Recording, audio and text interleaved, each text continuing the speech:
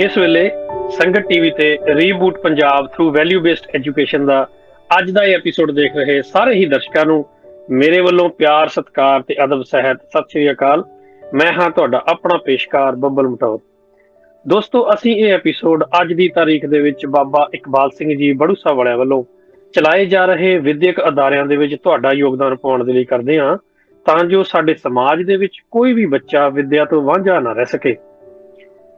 ਦੋਸਤੋ, ਜ਼ਿੰਦਗੀ ਵਿੱਚ ਤੇ ਕੁਦਰਤ ਵਿੱਚ ਪਲਟਦੇ ਪਾਸੇ ਆਏ ਨੇ, ਜ਼ਿੰਦਗੀ ਵਿੱਚ ਤੇ ਕੁਦਰਤ ਵਿੱਚ ਪਲਟਦੇ ਪਾਸੇ ਆਏ ਨੇ, ਕਦੇ ਗਮਾਂ ਦੇ ਲਮਹੇ ਤੇ ਕਦੇ ਹਾਸੇ ਆਏ ਨੇ। ਜਿੱਥੇ ਅੱਜ ਰੇਗਿਸਤਾਨ ਕਦੇ ਸਮੁੰਦਰ ਹੁੰਦਾ ਸੀ, ਜਿੱਥੇ ਅੱਜ ਰੇਗਿਸਤਾਨ ਕਦੇ ਸਮੁੰਦਰ ਹੁੰਦਾ ਸੀ, ਰਾਜਿਆਂ ਦੇ ਹੱਥ ਕਿੰਨੀ ਵਾਰੀ ਕਾਸੇ ਆਏ ਨੇ, ਰਾਜਿਆਂ ਦੇ ਹੱਥ ਕਿੰਨੀ ਵਾਰੀ ਕਾਸੇ ਆਏ ਨੇ। ਦੋਸਤੋ, ਆਪਣੀ ਇਸ ਛੋਟੀ ਜੀ ਪੇਸ਼ਕਸ਼ ਦੇ ਨਾਲ ਐਪੀਸੋਡ ਦੀ ਸ਼ੁਰੂਆਤ ਕਰਨਾ ਚਾਹਾਂਗਾ। ਸੋ ਆਓ ਸਭ ਤੋਂ ਪਹਿਲਾਂ ਸਰਦਾਰ ਰਣਬੀਰ ਸਿੰਘ ਜੀ ਅਟਵਾਲ ਜੀ ਦਾ ਸਵਾਗਤ ਕਰਦੇ ਹਾਂ, ਜੋ ਅੱਜ ਇੱਕ ਵਾਰ ਫੇਰ ਤੋਂ ਸਾਡੇ ਨਾਲ ਸਾਡੇ ਐਪੀਸੋਡ ਦੇ ਵਿੱਚ ਜੁੜ ਚੁੱਕੇ ਹਨ। ਅਟਵਾਲ ਸਾਹਿਬ, ਬਹੁਤ ਬਹੁਤ ਸਵਾਗਤ ਹੈ ਜੀ ਅੱਜ ਦੇ ਐਪੀਸੋਡ ਦੇ ਵਿੱਚ। ਵਾਹਿਗੁਰੂ ਜੀ ਕਾ ਖਾਲਸਾ, ਵਾਹਿਗੁਰੂ ਜੀ ਕੀ ਫਤਿਹ। ਅਟਵਾਲ ਸਾਹਿਬ ਜੀ, ਅਸੀਂ ਸ਼ੁਰੂਆਤ ਕਰੀਏ ਐਪੀਸੋਡ ਦੀ ਕਿਸਾਨੀ ਸੰਘਰਸ਼ ਨੂੰ ਲੈ ਕੇ, ਤਾਂ ਹੁਣ ਬੜਾ ਕੁਛ ਵਰਤਾਰਾ ਉੱਥੇ ਜੋ ਹੈ ਵੱਖਰਾ ਹੁੰਦਾ ਜਾ ਰਿਹਾ ਹੈ ਨਾ। ਪਹਿਲੇ ਸਮਿਆਂ ਤੋਂ ਲਾਈਏ ਜਾਂ ਪਿਛਲੇ ਮਹੀਨੇ ਦੇ ਮਹੀਨੇ ਅਸੀਂ ਜੇ ਕੰਪੇਅਰ ਕਰ ਲਈਏ, ਕਿਸ ਤਰ੍ਹਾਂ ਦੇਖਦੇ ਹੋ, ਕੀ ਸਮਝਦੇ ਹੋ, ਕੀ ਚੱਲ ਰਿਹਾ ਹੈਗਾ ਆ, ਕੀ ਸੋਚਦੇ ਹੋ, ਕਿੱਥੇ ਜਾਏਗਾ ਇਹ, ਕਿੱਥੇ ਪਹੁੰਚੇਗਾ? ਦੇਖੋ ਜੀ, ਬਹੁਤ ਮੈਂ ਕਹਿੰਦਾ ਵੱਡੀ ਅਚੀਵਮੈਂਟ ਹੈ, ਵਾਹਿਗੁਰੂ ਦੀ ਬਹੁਤ ਵੱਡੀ ਇਹ ਦੇਣ ਹੈ ਜਿਹੜਾ ਇਹ ਸੰਘਰਸ਼ ਹੈ। ਤੇ ਇਹ ਹੌਲੀ ਹੌਲੀ ਨਵੀਆਂ ਚੀਜ਼ਾਂ ਸਾਹਮਣੇ ਆ ਰਹੀਆਂ, ਝੂਠ ਨੰਗੇ ਤੋਂ ਨੰਗਾ ਹੁੰਦਾ ਜਾ ਰਿਹਾ, ਸੱਚ ਤਰੱਕੀ ਤੇ ਹੈ, ਜ਼ਿਆਦਾ ਤੋਂ ਜ਼ਿਆਦਾ ਸੰਗਤਾਂ ਨਾਲ ਜੁੜ ਰਹੀਆਂ ਹਨ। So it's A good on going process. And ਇਹ ਹੈ ਕਿ ਜਿਹੜੇ ਤੁਸੀਂ ਹੁਣ ਤਖਤੇ ਪਲਟਣ ਦੀ ਗੱਲ ਕੀਤੀ ਹੈ, ਕੁਦਰਤ ਜਦੋਂ ਤਖਤੇ ਪਲਟਦੀ ਹੈ ਤੇ ਉਹ 'ਚ ਕੋਈ ਟਾਈਮ ਤੇ ਲੱਗਦਾ ਹੀ ਹੈ ਨਾ, ਉਹਦੇ 'ਚ ਹੌਲੀ ਹੌਲੀ ਇਹੋ ਜਿਹੜੀ ਐਵੋਲਿਊਸ਼ਨ ਹੁੰਦਾ, ਪ੍ਰੋਗਰੈਸ ਹੁੰਦੀ ਹੈ। ਪਰ ਇਹਦੇ ਨਾਲ ਜੋ ਬਹੁਤ ਇੱਕ ਵਧੀਆ ਕੰਮ ਹੋਇਆ ਕਿ ਅਸੀਂ ਜਿੰਨਾ ਮਰਜ਼ੀ ਪ੍ਰੋਗਰਾਮ ਕਰੀ ਜਾਈਏ, ਕਥਾ ਕੀਰਤਨ ਲੈਕਚਰ, ਪਰ ਜੋ ਪ੍ਰੈਕਟੀਕਲੀ ਹੁਣ ਦੇਖਣ 'ਚ ਆਇਆ ਇਸ ਸੰਘਰਸ਼ ਦੇ ਵਿੱਚ, ਉਹਦੇ ਨਾਲ ਜਿਹੜਾ ਅਵੇਅਰਨੈਸ ਹੋਈ ਹੈ, ਉਹ ਮੈਨੂੰ ਨਹੀਂ ਲੱਗਦਾ ਕਿ ਉਹ ਕਿਸੇ ਵੀ ਲੈਵਲ ਦੀ ਵੀ ਕੋਈ ਵੀ ਟੈਕਨੋਲੋਜੀ ਉਸ ਅਵੇਅਰਨੈਸ ਨੂੰ ਪੂਰੀ ਦੁਨੀਆ 'ਚ ਫੈਲਾ ਸਕਦੀ ਸੀ ਜੀ। ਤੋ ਇਹ ਇੱਕ ਬਹੁਤ ਚੰਗੀ ਗੱਲ ਹੋਈ ਹੈ, ਵਾਹਿਗੁਰੂ ਦੀ ਕਿਰਪਾ ਹੋਈ ਹੈ, ਦੇਰ ਆਏ ਦਰੁਸਤ ਆਏ। ਤੇ ਸਾਡਾ ਇਸ ਪ੍ਰੋਗਰਾਮ ਦੇ ਥਰੂ ਸਭ ਤੋਂ ਵੱਡਾ ਸਾਡਾ ਮਕਸਦ ਇਹੋ ਹੀ ਹੈ ਕਿ ਅੰਦੋਲਨ ਤੇ ਹੁਣ ਸ਼ੁਰੂ ਹੋਇਆ, ਪਰ ਸਾਨੂੰ ਜਿਹੜੇ ਇਹਨਾਂ ਦੇ ਪਿੱਛੇ ਸਹੀ ਅੰਦੋਲਨਕਾਰੀ ਜਿਨ੍ਹਾਂ ਨੇ ਆਪਣਾ ਜੀਵਨ ਹੀ ਪੂਰਾ ਕਿਸਾਨਾਂ ਲਈ ਸਮਰਪਿਤ ਕਰ ਦਿੱਤਾ, ਬਾਬਾ ਇਕਬਾਲ ਸਿੰਘ ਜੀ ਕਲਗੀਧਰ ਟਰੱਸਟ ਦੇ ਪ੍ਰੈਜ਼ੀਡੈਂਟ, ਦੇਖੋ ਉਹਨਾਂ ਨੇ ਵਾਹਿਗੁਰੂ ਦੇ ਭੇਜੇ ਹੋਏ ਹੀ ਇਹੋ ਰੂਹਾਂ ਹੁੰਦੀਆਂ ਜਿਨ੍ਹਾਂ ਨੇ ਆਪਣੇ ਬਚਪਨ 'ਚ ਹੀ ਫੈਸਲਾ ਕਰ ਲਿਆ ਪੰਥ ਦੀ ਸੇਵਾ ਕਰਨੀ ਹੈ। ਤੇ ਸੇਵਾ ਕਿੱਥੇ ਕਰਨੀ ਹੈ, ਉਹ ਵੀ ਆਪਣੀ ਪੂਰੀ ਲਾਈਫ ਨੌਕਰੀ ਵੀ ਕੀਤੀ ਤੇ ਫਾਰਮਰਸ ਵਾਸਤੇ ਡਾਇਰੈਕਟਰ ਆਫ ਐਗਰੀਕਲਚਰ ਰਹੇ। ਤੇ ਉਹ ਤੋਂ ਬਾਅਦ ਜਿਹੜੀ ਆਪਣੀ ਐਜੂਕੇਸ਼ਨ ਦੀ ਸੇਵਾ ਵੀ, ਇਹ ਵੀ ਜਾ ਕੇ ਜਿੰਨੇ ਵੀ ਸਕੂਲ, ਦੇਖੋ ਸਕੂਲਾਂ ਵਾਸਤੇ ਜਿਹੜੀਆਂ ਸਾਰੀ ਲੈਂਡ ਡੋਨੇਸ਼ਨਸ ਹੋਈਆਂ ਉਹ ਵੀ ਫਾਰਮਰਸ ਵਾਸਤੇ, ਤੇ ਸਕੂਲ ਬਣੇ ਵੀ ਪਿੰਡਾਂ ਦੇ ਵਿੱਚ, ਜਿੱਥੇ ਕਿ ਕੋਈ ਵੀ ਬਿਜ਼ਨਸਮੈਨ ਕਦੀ ਵੀ ਜਾ ਕੇ ਸੋਚੇਗਾ ਵੀ ਨਹੀਂ ਕੋਈ ਚੈਰਿਟੀ ਹੀ ਇਹ ਕੰਮ ਕਰ ਸਕਦੀ ਹੈ ਜੀ। ਤੋ ਉਹਨਾਂ ਸਕੂਲਾਂ ਦੇ ਬੱਚੇ ਹੁਣ ਜਿਹੜੇ ਆਪਣੇ ਸਿਟੀ ਦੇ ਸਕੂਲਸ ਨੇ, ਬੜੇ ਤਕੜੀਆਂ ਪਬਲਿਕ ਸਕੂਲ, ਉਹਨਾਂ ਦੇ ਨਾਲ ਕੰਪੀਟ ਕਰਕੇ ਬੈਟਰ ਰਿਜ਼ਲਟ ਲੈ ਕੇ ਆ ਰਹੇ ਨੇ। ਸੋ ਇਹ ਹੈ ਸਾਰਾ ਕੁਦਰਤ ਦਾ ਕਰਿਸ਼ਮਾ ਹੀ ਹੈ। ਪਰ ਅਸੀਂ, ਸਾਡੇ ਪ੍ਰੋਗਰਾਮ ਦਾ ਮਕਸਦ ਇਹ ਹੁੰਦਾ ਕਿ ਅਸੀਂ ਦੇਖਦੇ ਹਾਂ ਹਜ਼ਾਰਾਂ ਚੈਨਲਾਂ ਹੋ ਗਈਆਂ, ਗੱਲਾਂ ਬਾਤਾਂ, ਬਸ ਜਿਹੜਾ ਗੱਲਬਾਤ ਕਰਨਾ ਉਹ ਵੀ ਪੇਡ ਹੈ, ਤੇ ਬਾਕੀ ਮੀਡੀਆ ਵੀ ਚੰਗੇ ਪੈਸੇ ਬਣਾ ਰਿਹਾ ਤੇ ਰਿਜ਼ਲਟ ਵਿੱਚੋਂ ਕੁਛ ਨਹੀਂ ਨਿਕਲ ਰਿਹਾ। ਸਾਡਾ ਚੈਨਲ ਹੈ ਕਿ ਅਸੀਂ ਵੀ ਨਿਸ਼ਕਾਮ ਸੇਵਾ ਕਰ ਰਹੇ ਹਾਂ, ਤੇ ਸੰਗਤ ਜਿਹੜਾ ਪ੍ਰੋਜੈਕਟ ਹੈ, ਸੰਗਤ ਟਰੱਸਟ, ਇਹ ਇੱਕ ਰਜਿਸਟਰਡ ਚੈਰਿਟੀ ਹੈ। ਤੇ ਸੰਗਤ ਟੀਵੀ ਦਾ ਮਤਲਬ ਹੀ ਧਰਮ ਪ੍ਰਚਾਰ ਹੈ, ਆਪਣੇ ਜੋ ਸਿੱਖੀ ਦੀ ਯੂਨੀਵਰਸਲ ਵੈਲਿਊਜ਼ ਹੈ ਪੂਰੀ ਮਾਨਵਤਾ ਦੇ ਨਾਲ ਉਹਨਾਂ ਨੂੰ ਸ਼ੇਅਰ ਕਰਨਾ ਤੇ ਫਲਰਿਸ਼ ਕਰਨਾ ਜੀ, ਆਪਣੇ ਧਰਮ ਦਾ ਪ੍ਰਚਾਰ ਕਰਨਾ, ਕਿਉਂਕਿ ਸਾਡਾ ਧਰਮ ਹੀ ਇੱਕ ਸਰਬ ਸਾਂਝੀ ਵਾਲਤਾ ਦਾ ਧਰਮ ਹੈ। ਸੋ ਇਹਦੇ 'ਚ ਅਸੀਂ ਜਦੋਂ ਤੁਹਾਡੇ ਨਾਲ ਆਪਣੇ ਵਿਚਾਰ ਸ਼ੇਅਰ ਕਰਦੇ ਹਾਂ ਤੇ ਨਾਲ ਇੱਕ ਪ੍ਰੈਕਟੀਕਲ ਪ੍ਰਪੋਜ਼ਲ ਵੀ ਦਿੰਦੇ ਹਾਂ ਕਿ ਇਸ ਵੇਲੇ ਪੰਜਾਬ ਦੀ ਹਾਲਾਤ ਹੈ ਉਹ ਕਿਸੇ ਇੱਕ ਆਰਗੇਨਾਈਜੇਸ਼ਨ ਦੇ ਸੰਭਾਲਣ ਦੀ ਨਹੀਂ ਰਹੀ ਜੀ। ਸਮੱਸਿਆ ਬਹੁਤ ਹੀ ਵੱਡੀ ਬਣ ਚੁੱਕੀ ਹੈ। ਕਿਸਾਨ ਅੰਦੋਲਨ ਨੇ ਇੱਕ ਸਾਡੇ ਤੇ ਬਹੁਤ ਇੱਕ ਰਹਿਮ ਕੀਤਾ ਇੱਕ ਤਰ੍ਹਾਂ ਦਾ, ਕਿ ਇਹ ਸਮੱਸਿਆ ਜਿਹੜੀ ਕਿ ਹੁਣ ਘਰ ਘਰ ਪਹੁੰਚ ਚੁੱਕੀ ਹੈ, ਹਰ ਇੱਕ ਨੂੰ ਇਸ ਚੀਜ਼ ਦਾ ਗਿਆਨ ਹੋ ਚੁੱਕਾ। ਸੋ ਆਪ ਜੀ ਟੀਵੀ ਤੇ ਦੇਖਦੇ ਹੀ ਹੋ ਕਿ ਕਿਸ ਤਰ੍ਹਾਂ ਸਾਡੀਆਂ ਸੇਵਾਵਾਂ ਉੱਥੇ ਚੱਲ ਰਹੀਆਂ। ਮੈਡੀਕਲ ਏਡ ਦੀ ਸੇਵਾ ਚੱਲ ਰਹੀ ਹੈ, ਲੰਗਰ ਏਡ ਸੰਗਤ ਏਡ ਦੇ ਅੰਡਰ ਜੋ ਚੱਲ ਰਿਹਾ ਹੈ, ਤੇ ਜਿਹੜੇ ਕਿਸਾਨ ਅੰਦੋਲਨ 'ਚ ਆਪਣੇ ਭਰਾ ਸ਼ਹੀਦ ਹੋ ਗਏ ਨੇ ਉਹਨਾਂ ਦੇ ਘਰ ਘਰ ਜਾ ਕੇ, ਖਾਸ ਕਰਕੇ ਜਦੋਂ ਟਰਸਟੀ ਘਰਾਂ ਦੇ ਵਿੱਚ ਜਾ ਕੇ ਜਿਹੜਾ ਅਸੀਂ 1-1 ਲੱਖ ਰੁਪਏ ਦਾ ਜੋ ਸਹਾਇਤਾ ਅਨਾਉਂਸ ਕੀਤੀ ਹੈ, ਜੋ ਕਿ ਸੰਗਤਾਂ ਦਾ ਹੀ ਸਹਿਯੋਗ ਹੈ, ਜਦੋਂ ਜਾ ਕੇ ਪਰਿਵਾਰਾਂ ਦੇ ਵਿੱਚ ਦਿੰਦੇ ਨੇ ਤੇ ਉਹ ਪਰਿਵਾਰ ਦਾ ਜੋ ਘਰ ਦਾ ਹਾਲਾਤ ਤੇ ਆਲੇ ਦੁਆਲੇ ਆਂਢ ਗੁਆਂਢ ਜੋ ਉਹਨਾਂ ਦਾ ਬੋਲ ਚਾਲ ਰਹਿਣ ਸਹਿਣ ਉਹ ਦੇਖ ਕੇ ਬੜੀ ਤਰਸਯੋਗ ਹਾਲਾਤ ਹੈ, ਬੜੀ ਤਰਸਯੋਗ ਹਾਲਾਤ ਹੈ। ਉਸ ਉਹਦੇ ਉੱਤੇ ਅਸੀਂ ਜ਼ਰੂਰ ਅਪੀਲ ਕਰਾਂਗੇ ਵੱਧ ਚੜ ਕੇ ਇਹਨਾਂ ਸਾਰੀਆਂ ਅਪੀਲਾਂ 'ਚ ਅੰਦੋਲਨ 'ਚ ਵੱਧ ਚੜ ਕੇ ਹਿੱਸਾ ਪਾਓ। ਅੰਦੋਲਨ ਦੇ ਪਿੱਛੇ ਜਿਹੜੀਆਂ ਆਰਗੇਨਾਈਜੇਸ਼ਨਸ ਕੰਮ ਕਰ ਰਹੀਆਂ, ਜਿੱਦਾਂ ਕਲਗੀਧਰ ਟਰਸਟ ਵੱਲੋਂ ਅਨਾਉਂਸ ਕੀਤਾ ਗਿਆ ਕਿ ਇਹਨਾਂ ਪਰਿਵਾਰਾਂ ਦੇ ਬੱਚੇ ਹਮੇਸ਼ਾ ਵੈਲਕਮ ਨੇ। ਇਹਨਾਂ ਦੇ ਬੱਚੇ ਕਿਸੇ ਵੀ ਅਕੈਡਮੀ ਦੇ ਵਿੱਚ, ਨੀਅਰੈਸਟ ਅਕੈਡਮੀ 'ਚ ਜਾ ਕੇ ਉਹਨਾਂ ਦੀ ਫ੍ਰੀ ਐਜੂਕੇਸ਼ਨ ਦਾ ਪ੍ਰਬੰਧ ਕੀਤਾ ਜਾਏਗਾ। ਕਿਸੇ ਨੂੰ ਵੀ ਸੂਟੇਬਲ ਜੋ ਨੌਕਰੀ ਹੈ ਉਹ ਦਿੱਤੀ ਜਾਏਗੀ। ਸੋ ਸੰਸਥਾ ਆਲਰੇਡੀ ਹੀ ਬਹੁਤ ਇਹਦੇ ਵਿੱਚ ਟੋਟਲ 130 ਸਕੂਲ, 3 ਯੂਨੀਵਰਸਿਟੀ ਵਿੱਚ 70,000 ਬੱਚਿਆਂ ਚੋਂ 28,000 ਕੰਸੈਸ਼ਨਲ ਹੈ। ਪਿੰਡਾਂ ਦੇ ਵਿੱਚ ਇਹ ਬਿਜ਼ਨਸ ਨਹੀਂ ਹੋ ਸਕਦਾ। ਪਿੰਡਾਂ ਦੇ ਵਿੱਚ ਜੇ ਤੁਸੀਂ ਕੁਆਲਿਟੀ ਐਜੂਕੇਸ਼ਨ ਦੇਣੀ ਹੈ ਤੇ ਉਹਦੀ ਕਾਸਟ ਤਾਂ ਹੈ ਹੀ। ਸੋ ਇੱਕ ਬੱਚੇ ਦੀ ਸਪਾਂਸਰਸ਼ਿਪ ਦੀ ਜਿਹੜੀ ਕਾਸਟ ਹੈ ਉਹ 30 ਪਾਉਂਡ ਮਹੀਨੇ ਦੀ ਹੈ ਜੀ। ਸੋ ਸੰਗਤ ਅੱਗੇ ਬੇਨਤੀ ਹੈ ਕਿ ਇਸ ਸਭ ਤੋਂ ਵੱਡੀ ਸੇਵਾ ਜਿਹੜਾ ਵਿਦਿਆ ਦਾ ਦਾਨ ਹੈ, ਵਿਦਿਆ ਦਾ ਲੰਗਰ ਹੈ, ਇਹ ਤੋਂ ਬਿਨਾਂ ਪਰਮਾਨੈਂਟ ਸੋਲੂਸ਼ਨ ਕੋਈ ਨਹੀਂ। ਵੈਸੇ ਤੁਸੀਂ ਟੈਂਪਰੇਰੀ ਸੋਲੂਸ਼ਨ ਜਿੰਨੀ ਮਰਜ਼ੀ ਮਾਇਆ ਵੰਡੀ ਜਾਓ, ਕਰੀ ਜਾਓ, ਇਹ ਜਿਹੜਾ ਪਰਮਾਨੈਂਟ ਸੋਲੂਸ਼ਨ ਹੈ, ਪਰਮਾਨੈਂਟ ਚੇਂਜ ਹੈ, ਉਹ ਸਿਰਫ ਐਜੂਕੇਸ਼ਨ ਦੇ ਨਾਲ ਹੀ ਆਉਣੀ ਹੈ। ਕਿਉਂਕਿ ਸਾਡਾ ਸ਼ਬਦ ਗੁਰੂ ਦਾ ਮਨੋਰਥ ਹੈ ਉਹ ਵੀ ਇਹੋ ਹੀ ਦੱਸਦਾ ਕਿ ਉਹਦੇ 'ਚ ਮੈਸੇਜ ਐਜੂਕੇਸ਼ਨ ਦਾ ਹੀ ਹੈ। ਇਸ ਪੱਖੋਂ ਅਸੀਂ ਬਹੁਤ ਢਿੱਲੇ ਰਹੇ ਹਾਂ। ਸੋ ਅੰਦੋਲਨ ਤੇ ਮੇਰੇ ਖਿਆਲ ਨਾਲ ਜੋ ਆਪਣੀ ਰਫ਼ਤਾਰ ਦੇ ਨਾਲ ਸਹੀ ਚੱਲ ਰਿਹਾ, ਕਿਉਂਕਿ ਇਹ ਚੱਲ ਨਹੀਂ ਭਾਣੇ ਦੇ ਵਿੱਚ ਰਿਹਾ ਇਸ ਵੇਲੇ। ਬੱਬਲ ਸਾਹਿਬ ਇਹ ਤੇ ਹੁਣ ਸਮਾਂ ਹੀ ਬਤਾਏਗਾ ਕਿ ਉਹ ਤੁਹਾਡੇ ਮੈਨੂੰ ਗਾਣੇ ਦੀਆਂ ਲਾਈਨਾਂ ਚੇਤੇ ਆ ਜਾਂਦੀਆਂ ਕਿ ਇਸ ਜਿਹੜੇ ਤੂਫਾਨ ਨੇ ਸਣੇ ਮਲਾਹ ਬੇੜੀਆਂ ਨੂੰ ਲੜਾ ਲੈਂਦੇ ਨੇ। ਸੋ ਉਹ ਤੁਹਾਡਾ ਗਾਣਾ ਵੀ ਬੜਾ ਸਾਨੂੰ ਪਸੰਦ ਆਇਆ ਕਿ ਕਿਸਾਨ ਅੰਦੋਲਨ ਨੂੰ ਜਿਹੜਾ ਉਹ ਬੜਾ ਸਮਰਪਿਤ ਤੁਹਾਡੀ ਜੋ ਸੋਚ ਹੈ, ਐਵਰ ਗ੍ਰੀਨ ਹਮੇਸ਼ਾ ਲਈ ਸੰਗਤਾਂ ਲਈ ਇੱਕ ਮੈਸੇਜ, ਸਕੂਨ ਭਰਿਆ ਮੈਸੇਜ ਦਿੰਦਾ ਰਹੇਗਾ।